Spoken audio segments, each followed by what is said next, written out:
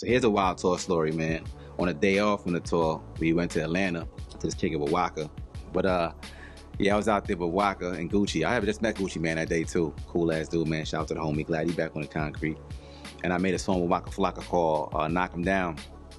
So me and my man Wayne, we had just flew in, touched down in the city that day.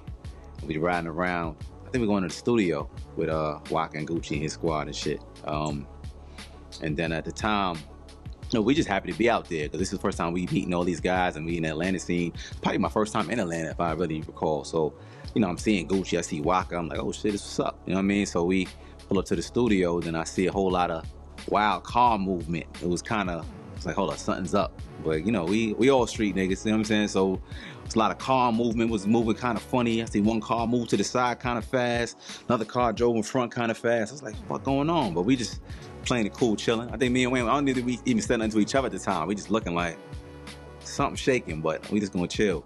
Long story short, I seen young G-Eazy come out.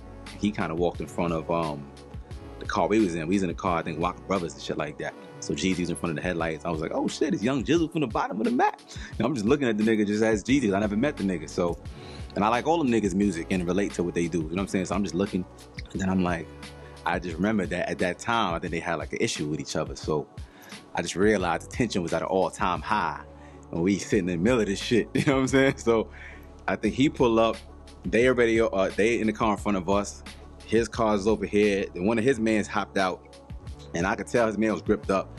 And where I was sitting out in the van, his man is like right outside here. So I'm like making eye contact with the nigga. So I'm like, oh, if something happened, I'm first. I'm just sitting there like, me and Wayne looking at each other like, oh nah, it can't be. Can't pop off now. I'm sure this ain't God's plan. You know what I'm saying? So we just sitting there, but long story short, everybody was gripped up. Like everybody in that, I think both sides is official. You already know what the niggas represent. Everybody was gripped up. Tension was up to here.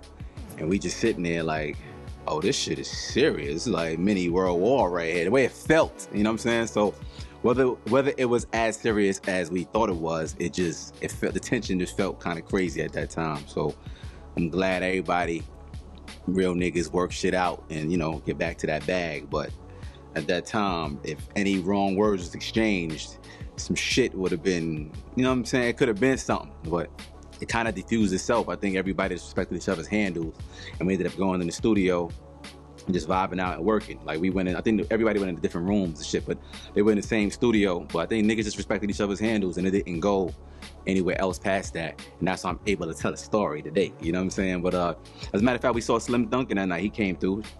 God bless him. He was in the spot. Gucci was in there vibing, and niggas just made some music, man. It was a dope ass.